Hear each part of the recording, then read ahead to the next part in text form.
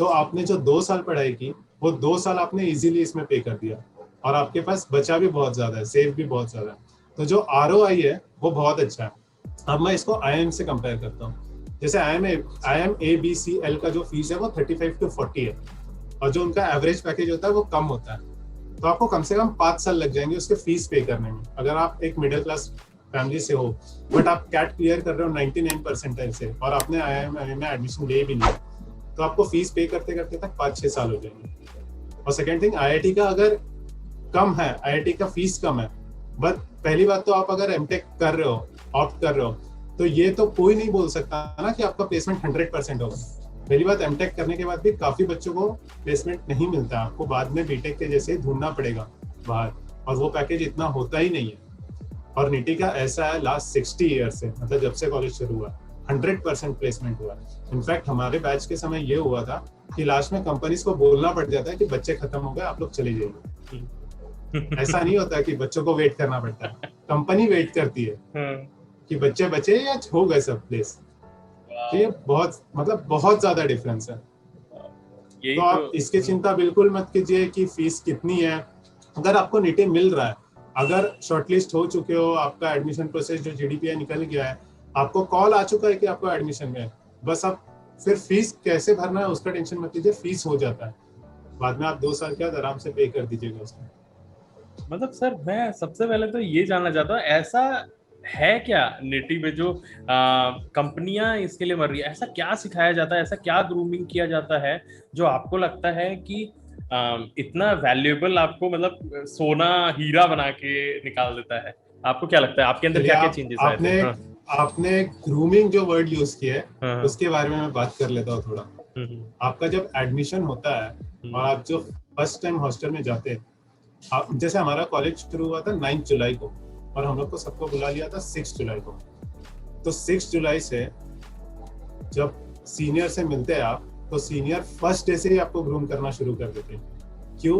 क्योंकि एक summer internship process जो होती है, ये होती है कि आपको एक समर इंटर्नशिप करना पड़ता है किसी भी कंपनी में, एक प्रोजेक्ट करना पड़ता है समर में, जो होता है अप्रैल और मई में। तो उसके लिए जो ये प्रोसेस होती है, इंटरव्यू प्रोसेस, डिफरेंट कंपनीज आती है, मतलब सारी कंपनीज आती है, ऐसा कोई भी कंपनी का नाम ले लीजिए जो निटी में नहीं आती है। तो ये होता है, ये सितंबर में होता है। ये सारे IIMs में नवंबर दिसंबर में होता है, बट कंपनी पहले यहाँ आती है कि पहले हम यहाँ का स्टूडेंट लेंगे, उसके बाद हम IIMs जाएंगे। तो ये जो समर इंटर्नशिप का प्रोसेस होता है, ये होता है सितंबर एंडिंग में, और आपका एडमिशन होता है फर्स्ट वीक ऑफ जुलाई में। तो आपके पास 3 मंथ्स का टाइम बचता है। तो जो आशीष ने ग्रूमिंग जो वर्ड यूज किया, ये 3 महीने पूरा ग्रूमिंग होता है, पूरा ग्रूमिंग सेशन होता है। जैसे मैं आपको डेली शेड्यूल बता दूं, आपका क्लास होगा सुबह 8 से 5 बजे तक, आप 5 बजे रूम पे आइएगा, आपका 6 बजे से लेके रात के 1-1:30 बजे तक रोज ग्रूमिंग सेशन चलेगा सीनियर के साथ। On the first of day के एडमिशन से जब तक आपका समर इंटर्नशिप प्रोसेस नहीं हो जाता है, जब तक आप किसी कंपनी में प्लेस नहीं हो जाते समर इंटर्नशिप के लिए, तब तक डेली ग्रूमिंग सेशन चलेगा। और ग्रूमिंग सेशन में होता है ग्रुप डिस्कशन और पर्सनल इंटरव्यू के प्रैक्टिस होते हैं बहुत कुछ, और सीनियर बहुत टास्क देते हैं, बहुत ज्यादा टास्क देते हैं, क्योंकि डेफिनेटली अगर गेट क्लियर करके बंदा आ रहा है तो वो इंजीनियरिंग था, इंजीनियरिंग में कैसे होते हैं सबको पता है, वो सारे आराम से काम करने वाले होते हैं, काम दे दो, हाँ कर लेंगे, on the last of date वो काम करेंगे, आराम से करेंगे। बट जब आप यहाँ आते हैं तो नहीं, आपको डेडलाइन ऐसे मिलता है, काम मिला 8 बजे, 8:30 का डेडलाइन है, आधे घंटे में काम खत्म करके सीनियर को सबमिट करना है, और वो नहीं हुआ तो बहुत बुरा हाल होता है। रैगिंग वगैरह नहीं होता है, बट जैसे मतलब एक मोल्ड को तैयार किया जाता है, जैसे एक कार्व किया जाता है किसी भी स्टोन को, वैसे वो ग्रूमिंग करते हैं सीनियर जूनियर्स की। उसमें बहुत ज्यादा हाथ टीचर्स का नहीं होता है, वो तो मॉर्निंग सेशन 8 to 5 में जो भी उन लोग पढ़ाते हैं, बट जो ग्रूमिंग का सेशंस होता है वो सारे सीनियर कंडक्ट करते हैं, और वो बहुत ज्यादा अच्छा होता है। तो वो बंदा वहीं से ट्रांसफॉर्म होना शुरू हो जाता है, फर्स्ट डे जब आप एडमिशन लेते हैं वहीं से ट्रांसफॉर्म करना शुरू हो जाते हैं, और आप खुद में बहुत ज्यादा डिफरेंस देखेंगे 3 मंथ्स में। क्योंकि जब आप समर इंटर्नशिप के प्लेसमेंट के इंटरव्यू के लिए बैठेंगे, तब आपको पता चलेगा कि आप जब आए थे तब क्या था और जब जा रहे तब क्या हो। आपका जो कॉन्फिडेंस होता है, जब आपका कम्युनिकेशन स्किल होता है, जो वो प्रेशर हैंडलिंग करने का जो तरीका होता है, वो बहुत ज्यादा अच्छा होता है। तो ये निटी की बहुत खास बात है, ये बहुत कम जगह होता है, IIMs में भी इतना नहीं होता है, जो ग्रूमिंग सेशंस होता है वो बहुत कम होता है।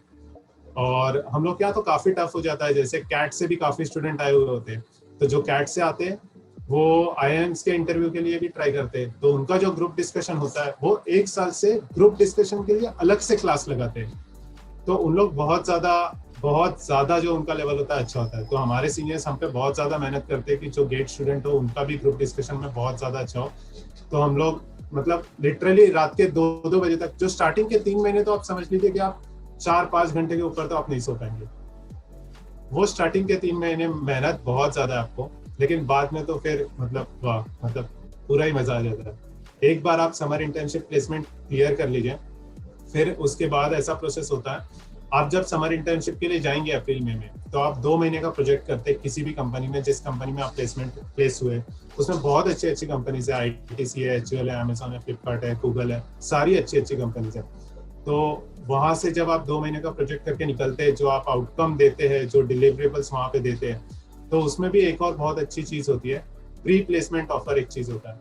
अगर आपका काम कंपनी को बहुत अच्छा लग गया या उन्हें पता चल गया कि हाँ ये डिजर्विंग बंदा है, ये कैंडिडेट बहुत अच्छा है, ये कंपनी में होना चाहिए, तो कंपनी चाहती है कि कंपनी भी कम मेहनत करे, वो वापस फाइनल इंटरव्यू के लिए आके आपको वापस सिलेक्ट नहीं करेगी।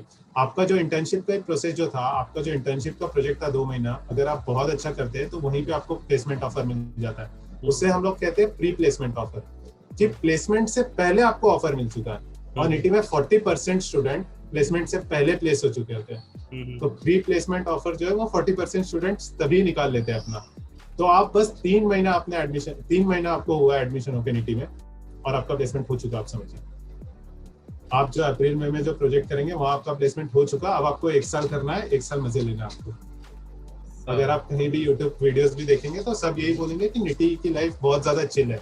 तो चिल तो नहीं कहूंगा, मतलब पहले 3 महीने बहुत मेहनत है, अगर आप प्लेस हो जाते, प्री प्लेसमेंट ऑफर ट्रैक कर लेते तो बहुत चिल है, फिर तो आप कुछ भी कीजिए, फिर कोई दिक्कत नहीं। आप प्लेसमेंट लेने आए थे, आपका प्लेसमेंट हो चुका है। ये बहुत सही है सर। अब मैं ना नेक्स्ट वही क्वेश्चन आपसे पूछना चाहता हूँ कि कैसा एनवायरनमेंट है वहां पर, मतलब कैसा माहौल है। मैं एज इन बोल रहा हूँ, मतलब फिजिकल क्या है, रहने का, खाने का, और मेन बात ये ना सर कि मुंबई में रहना है ना, मुंबई के खर्चे पूरा इंडिया जानता है, तो क्या एक मिडिल क्लास या लोअर मिडिल क्लास क्या उस चीज का अफोर्ड कर पाएगा? वहां पर किस तरीके का एनवायरनमेंट रहता है, किस तरीके का चीजें जो है एक स्टूडेंट को लेके आना चाहिए, ये थोड़ा सा आप वहां पर बता दीजिए। तो पहले तो कैंपस के बारे में बता दूं कि एवरग्रीन, मोस्ट ग्रीन, सबसे ज्यादा ग्रीन कैंपस है पूरे मुंबई में। उतना ग्रीन एरिया नहीं है जितना हमारा कैंपस है। काफी सारे अवार्ड्स भी मिले ग्रीन कैंपस के लिए, ये एक बहुत अच्छी बात है। सेकंड, अगर आप पैसों की बात कर रहे हैं तो पहली बात तो गवर्नमेंट कॉलेज है, तो जो मेस है, जो कैंटीन है, वो तो सब्सिडाइज्ड है। जो हमारा था कि 140 या 150 पर डे 4 मील्स, तो ये बहुत ज्यादा नहीं होता। 140 रुपीज में अगर आपको 4 मील्स अ डे मिल रहा है तो बहुत आसानी से कोई भी पे कर सकता है। तो मेस का तो बहुत इजी है। अब आप बोल रहे हो कि मुंबई में है कैसा है, तो कैंपस के बाहर आपको वो घूमने जाना है, वो सब तो आपका पर्सनल है। अगर आप कैंपस के अंदर हो तो आपको ऐसा एक भी चीज नहीं है जो आपको जरूरत का और कैंपस के अंदर नहीं मिलेगा। In fact lawn tennis, cricket ground, football ground, volleyball ground, badminton court, सब कुछ है। तो अगर कैंपस देखेंगे तो मतलब ओवरऑल पूरा का पूरा पैकेज है। आप पूरे कैंपस में आराम से रह सकते हो, आराम से पढ़ सकते हो, सब कुछ कर सकते हो, और घूमने के लिए तो पूरी मुंबई है।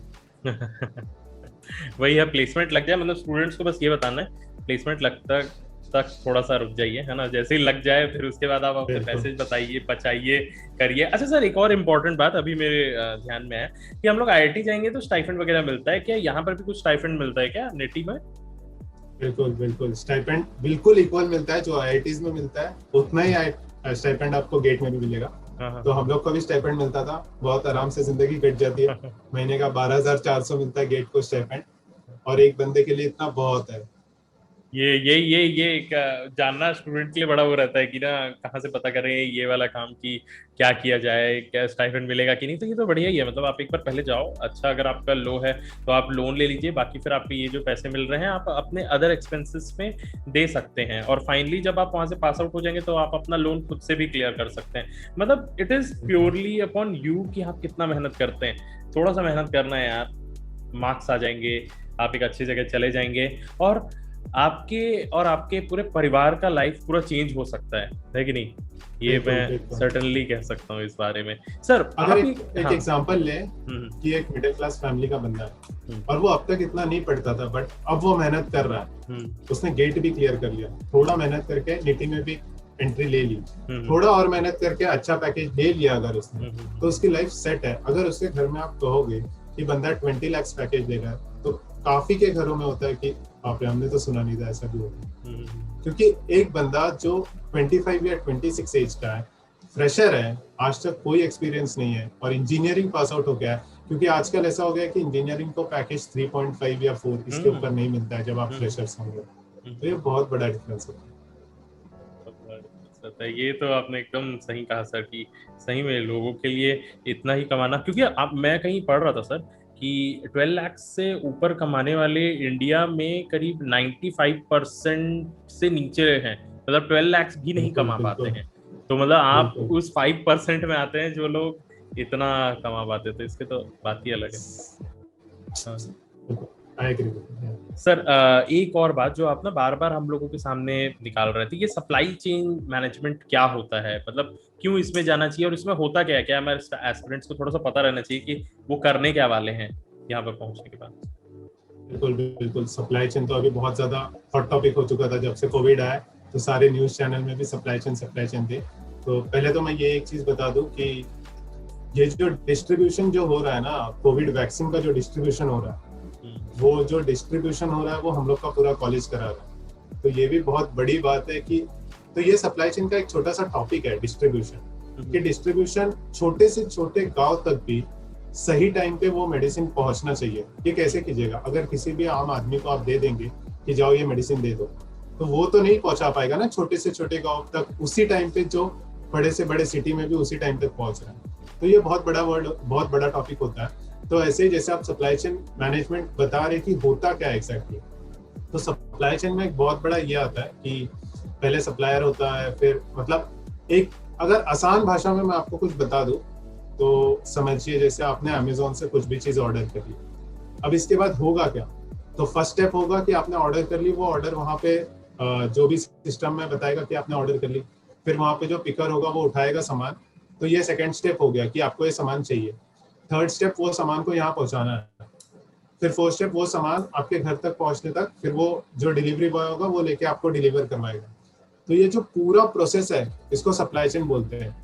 ये तो फिर भी मैंने सिर्फ एक लॉजिस्टिक्स और डिस्ट्रीब्यूशन डिपार्टमेंट को पकड़ा, लेकिन जैसे कोई कंपनी हो गया जो प्रोडक्शन भी कर रहा है, तो पूरा सप्लाई चेन मैनेजमेंट जो है आप एक तरीके से पकड़ लीजिए कि जो स्टार्टिंग से जो भी प्रोसेस चल रहा है वो एंड तक।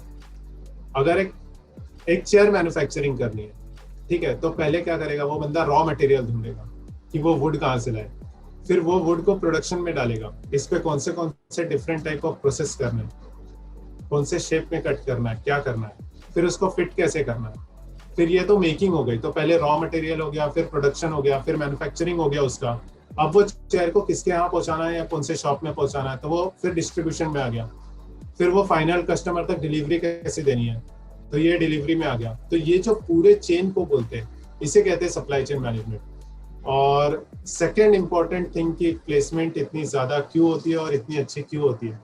आप कोई से भी इंडस्ट्री में ले लीजिए या कोई सा भी प्रोसेस ले लीजिए, चाहे वो बैंकिंग हो, चाहे वो फार्मेसी हो, चाहे कंसल्टिंग हो, चाहे ई कॉमर्स हो, चाहे एफएमसीजी कंपनी हो, कुछ भी हो जाए, पूरा जो स्टार्ट से लेके एंड तक प्रोसेस होता है वो एक नीति का बंदा ही संभालता है, या पूरा जो सप्लाई चेन होता है या फिर उनका जो हेड होता है वो नीति से जो पास आउट हुए वही बंदे हैंडल कर रहे होते हैं, क्योंकि नीति से मेक ऑफ सप्लाई चेन, और इन्हें जितना अच्छे से आता है वो किसी को नहीं आता है।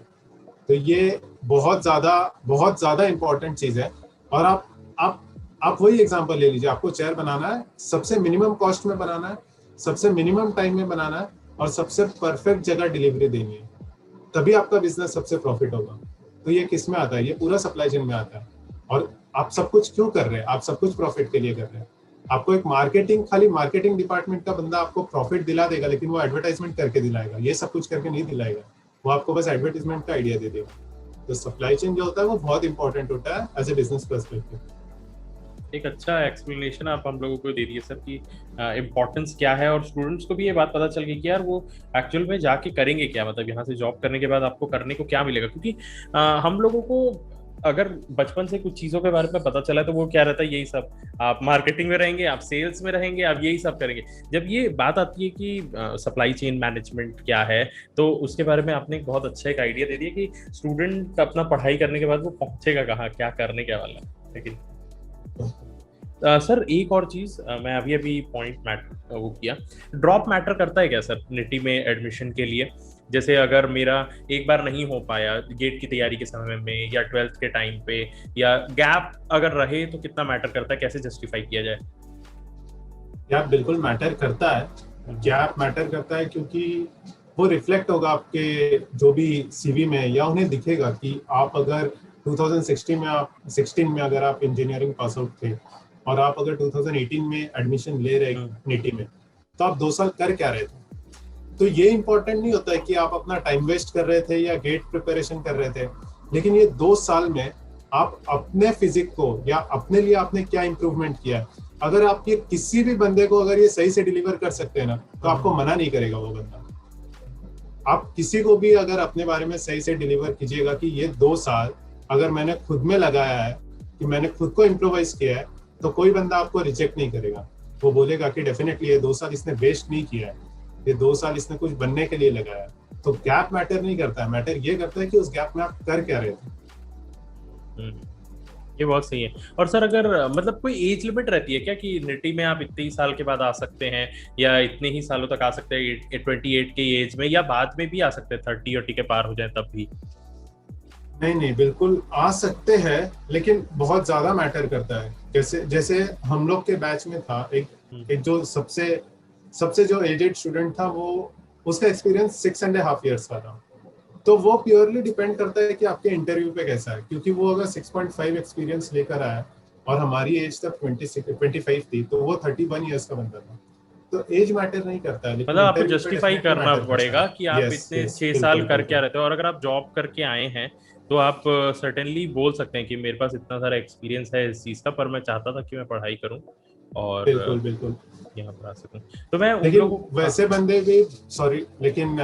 बंदे भी बहुत रेयर होते हैं कि 5-6 साल बाद जॉब करने के बाद आप गेट प्रिपरेशन करके गेट क्रैक करके आप निटी में जा रहे हो। बहुत रेयर होता है, लेकिन अच्छे बंदे होते हैं। मतलब उन्हें पता चल जाता है, उन्हें थोड़ा लेट पता चलता है कि हाँ बहुत टाइम हो गया ये जॉब करके, इससे नहीं होगा, हमें कुछ पढ़ के करना पड़ेगा। हाँ, तो मैं वही उन एस्पिरेंट्स को भी मैं बोलना चाहता हूँ सर्टेनली कि यार अगर आप तैयारी कर रहे हैं, आप चाहते हैं कि आपका पैकेज अच्छा हो जाए, आप अच्छी जगह से पास आउट हो, तो आप सही में ऐसा कर सकते हैं कि आप थोड़ा सा प्रिपरेशन करके आप निटी मुंबई आके अपने स्किल्स को इम्प्रूव करके एक अच्छा पैकेज लेके जा सकते हैं। क्योंकि हम लोग ये चीज़ तो देखते ही है ना सर, कैट में नॉर्मली हम लोग देखते हैं कि जो लोग एक्सपीरियंस काम करते रहते हैं वो लोग कैट दिलाते हैं और फिर MBA कॉलेज में ले लेते हैं। तो वैसे सर्टेनली यहाँ भी हम लोग कर सकते हैं।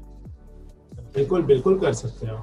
बिल्कुल। एक लास्ट सवाल सर, अगर किसी को स्टार्टअप के लिए सोचना है ना, तो यहाँ पर कैसा एनवायरनमेंट मिलता है? हम लोग क्या वहाँ पर कुछ एक्सपेक्ट कर सकते हैं, या आपने भी कुछ वहाँ पर सुना होगा या देखा होगा स्टार्टअप के बारे में जो आपके ग्रुप में कुछ लोगों ने सोचा होगा, इसके बारे में बताइए। ये एक बहुत अच्छा टॉपिक आपने शुरू किया। इनफैक्ट हमारे कोर्स पे सेकेंड ईयर कोर्स पे ही होता है एक सब्जेक्ट, जो एक प्रोफेसर है वो सारे बंदों को मतलब एनकरेज करते हैं स्टार्टअप शुरू करने के लिए। और ये बताने से पहले मैं आपको हिस्ट्री बता दूं कि निटी के काफी बंदे हैं जिन्होंने स्टार्टअप शुरू भी किया है और बहुत अच्छे सक्सेसफुल बंदे हैं। मतलब ऐसा नहीं कि वो स्टार्टअप फेल हुआ या छोटे मोटे, बहुत अच्छा स्टार्टअप है, बहुत अच्छा कर रहे हैं उन लोग। तो ऐसा भी होता है कि second year of the placement आपका हो गया, प्री प्लेसमेंट जैसे मैं बता रहा था, वो होने के बाद अगर सेकेंड ईयर में भी बच्चे तभी भी वो अपना स्टार्टअप शुरू कर देते हैं। और आप वो पूछ रहे थे कि आप लोन पे कैसे करें, तो ये भी एक और ऑप्शन है।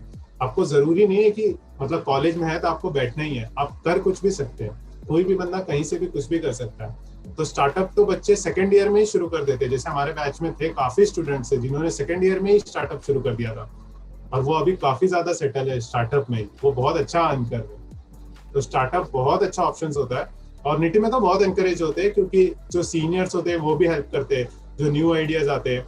और इनका जो एलम कनेक्ट है, जो सीनियर्स है, वो डेफिनेटली निटी के जो स्टूडेंट्स है जो करंट पास आउट होते हैं वो बहुत ज्यादा हेल्प करते हैं उन्हें। तो स्टार्टअप बहुत अच्छा ऑप्शन होता है। बहुत सही सर, बहुत thank you so much sir इतनी सारी चीज़ें बताने के लिए। लास्टली मैं आपको एक मैसेज देने के लिए कहूँगा स्टूडेंट्स को, जो आपको लगता है कि एक स्टूडेंट को पता रहना चाहिए एक प्रिपरेशन के समय पे, जो आपको लगता है कि आप भी अपने साथ लेके चलते हैं और आगे बढ़ने में आपको हमेशा पुश किया कि नहीं शशिकांत आगे बढ़ो, ये ही तुम्हारी लाइफ है, ये बहुत अच्छा कर देगा, मतलब वो सीक्रेट मैसेज जो आपको लगता है आपके बहुत दिल के करीब है और वो स्टूडेंट को भी एक्चुअली हेल्प करेगा। हाँ, मैं बिल्कुल एक लाइन बोलना चाहता हूँ, ये चीज हमेशा दिमाग में रखिएगा कि व्हाई यू हैव स्टार्टेड। आपने जब इंजीनियरिंग पास आउट कर लिया या अभी भी इंजीनियरिंग कर रहे हैं, तो आपने पहली बार गेट क्लास क्यों लगाया या गेट प्रिपेयर क्यों कर रहे हैं? तो व्हाई यू हैव स्टार्टेड, आपको कहीं कुछ अच्छा करना है, इसीलिए आपने ये किया। अगर आपका गेट स्कोर ज्यादा भी आता है, तो आप मतलब वेल सेटल मत हो जाइए कभी भी लाइफ में कि पीएसयू ले लिया, ठीक है, हम रोज जा रहे, एक टेबल एक चेयर के सामने बैठ रहे, कुछ कर नहीं रहे, वापस घर आ रहे, अपना पेमेंट ले रहे आराम से। तो सब कहते हैं कि सेटल हो जाना चाहिए जिंदगी में, मैं कहता हूँ कि सेटल मत होइए। ये लाइफ, ये एज आपका सेटल होने का नहीं है। ये बस ये सोचिए व्हाई यू हैव स्टार्टेड और आपको जाना कहाँ है। तो हर एक टाइम में मतलब आप बस वो स्टेप्स क्लाइंब करते रहिए, करते रहिए, करते रहिए। ऐसा नहीं है कि नीटी में एडमिशन हो गया तो हो गया सब कुछ, नहीं नहीं। Still why you have started, को कुछ ना कुछ बनना है आपको, कुछ ना कुछ मतलब कुछ एम रखना है। तो नीटी से अच्छा पैकेज भी मिल गया, फिर आप कंपनी में भी चले गए, स्टिल आप रोज एक जॉब मत करिए, आप कुछ सीखते रहिए, कुछ पढ़ते रहिए, रोज रोज वही सोचिए व्हाई यू हैव स्टार्टेड। ये मेरे को तो बहुत अच्छा किक देता है, मतलब ऑलवेज कीप ऑन, मतलब पुशिंग, क्यों क्यों शुरू क्यों किया है, तो ये बहुत इंपॉर्टेंट है। Thank you so much sir, आप अपना इतना वैल्यूबल टाइम दिए और इतनी सारी चीजें जानने के लिए मिली। और मैं ये बोलना ही चाहूंगा सबके सामने कि सर बोलते भी बहुत अच्छा है, मतलब इतनी अच्छी ग्रूमिंग हुई है निट्टी की, आप देख लीजिए कि सर का बोलना, आप एक प्रश्न पूछिए वो उससे कनेक्टेड सारी चीजों को बता देते हैं। इस सब के लिए बहुत बहुत धन्यवाद सर। और स्टूडेंट्स को भी मैं कहना चाहूंगा, अगर ये वीडियो आप लोगों को पसंद आता है तो वीडियो को लाइक जरूर करिएगा, शेयर करिए यार, बहुत सारा शेयर करिए, क्या पता किसी की लाइफ बदल जाए इस चीज से। And lastly sir thank you, आप यहाँ पर आए, हम लोगों को इतना समय दिया।